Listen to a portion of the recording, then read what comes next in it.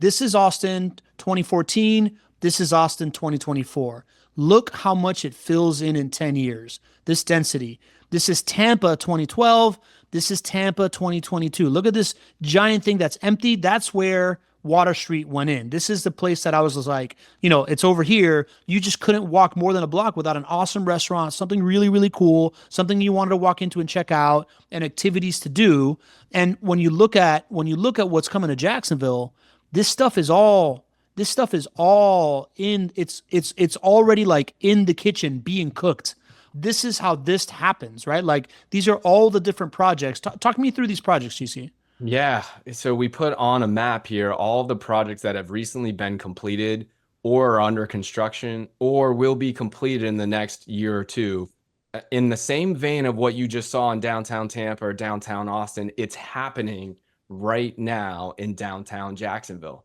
So all of these, look at the dates on these. You only see either completed 2025, 2026, and 2028 is the future, the stadium of the future there on the far right hand side. But this is downtown Jacksonville. This is the North Bank on top, the South Bank, and then there's Brooklyn to the west. So this is happening right now. This either these projects are already completed or they have funding or they are significantly close to actually starting. And then this is broken down of whether it's a park or an institutional project or mixed use. And good luck for me telling the difference between the mixed use and the park Colors. because I'm colorblind. So you guys have to take it from there. But there's a whole lot of parks and green space, I can tell you that.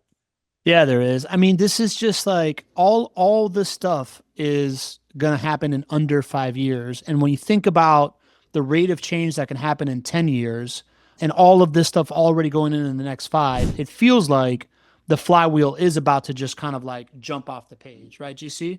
So bring us back to like what these numbers are supposed to mean and why we should care. So I hope you all enjoyed that little walking tour, and thanks for letting me share some of my family vacation with you. But as I'm thinking about this, what I want to do is to connect the dots for you as an everyday investor right now making a great decision on an investment. And what I hear over and over again, and maybe you can relate to this, is you know what?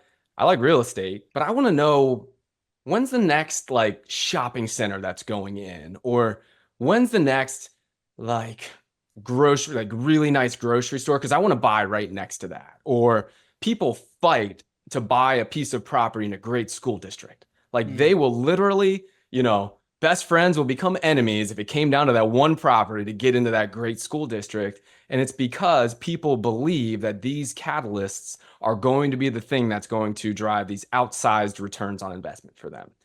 But what I want to do is what I want to share with all of you is let you know that, you know, that type of thinking is really small and it might not even be relevant to the right investment for you. So we need to go away from shopping centers or grocery stores or schools as being the next big catalyst. Because when you focus on the catalyst, the number one best catalyst for you is to invest next to the next great American downtown.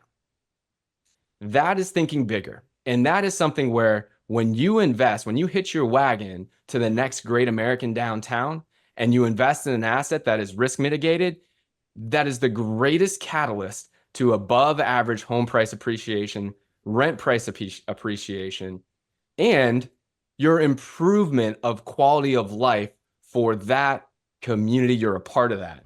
And so I really want us to stop thinking small. I don't want us to start thinking about these things that really don't matter. Schools, shopping centers. Shopping centers can start and then stop 2 years later, right? It doesn't matter. But when you are hitching your wagon to the next great American downtown, that's how you're going to do better out there versus other investors. I love it, man. As you start pulling up the presentation and the numbers so that we can just kind of like review exactly what that means for an investment, we talk about it all the time, right? This idea of seeing the future. Like there's so much I get more excited when I'm betting in something big that I believe in, right? Like whether it's something I'm doing at work or it's something that I'm like investing in, when I believe that it's part of like a bigger narrative and like a bigger thing that could lead to outsized results, I'm just so much more motivated, right? So like this is why I love buying these like workforce homes around downtown Jacksonville because the input is there. The thing that I'm supposed to be doing today is happening, but like that like passion of something big happening is definitely there too. I think we all want to be a part of something bigger than ourselves. And, sometimes you have the opportunity to do that in an investment. Sometimes you don't, but you also get to be a part of that too. And for those who get to see, they come down to the summit every single year. You all feel like you're a part of something bigger than yourselves. You feel like you're a part of this movement here in downtown Jacksonville. And I think there's something cool to know that you're on the inside and you see it first. Deion Sanders says he's like keeping receipts out there, right? I have been talking about downtown Jacksonville for, I don't know, 5 years, I don't know, 10 years, right? I've been talking a lot about it. And, in my friend group and, of course, in my professional relationships, everybody's like, oh, all right, Greg. Yeah, sure. Well, I'm keeping receipts, baby, because I can't wait for 5 years from now, 10 years from now, when I'm just going to randomly be downtown enjoying a show or dinner or hanging out in a park. And I'm going to see all of my friends. And I'm going to see all my friends in the business. I'm just going to give them a nod. It's like Paddleboarding on the river. Paddleboarding on the river, Yeah. So, this is a pretty special time. And I'll kind of go into the numbers here, but I wanted to, of course, go just from not just the feel good of what the great time that you had in Tampa and that I had in Austin. I wanted to put some real numbers to it because this is going to help you actually make the decision. What the numbers say is that you make more money when you invest in a downtown more than any other shopping center, more than any other school district, right? Revitalized downtown cities have appreciated 76% more than the US on average since 2005.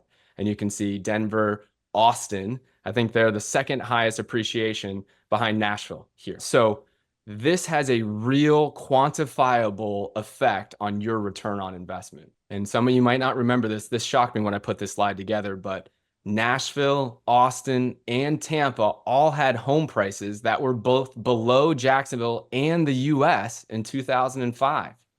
And if we just look at Austin, look at that.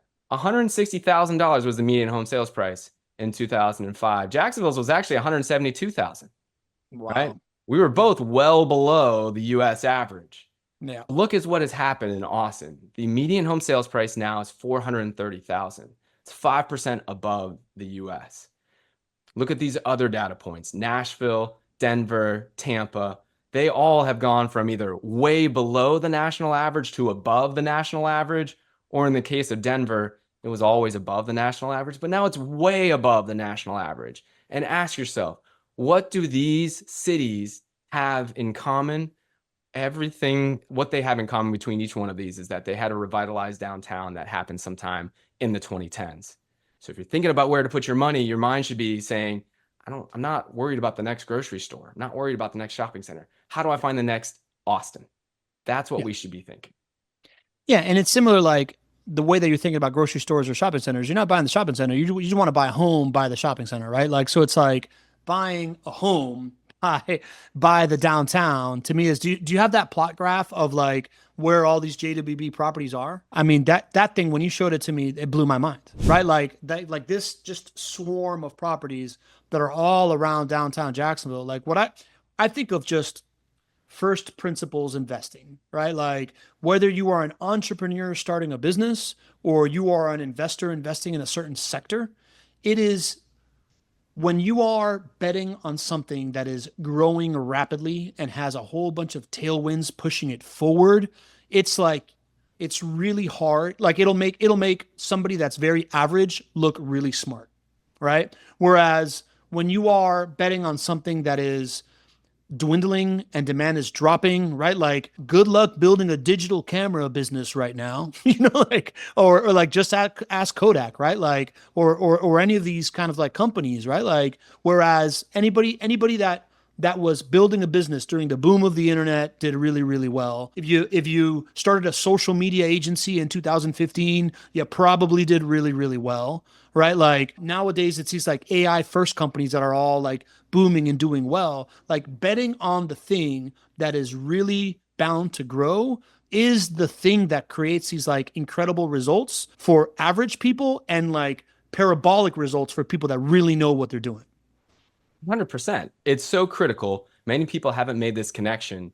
And the thing that I love and what I share with investors out there is investing in Jacksonville with JWB is the only opportunity to take advantage of this in a cash flow positive market where there is growth, where there's a professional property management company. Like this is the only opportunity.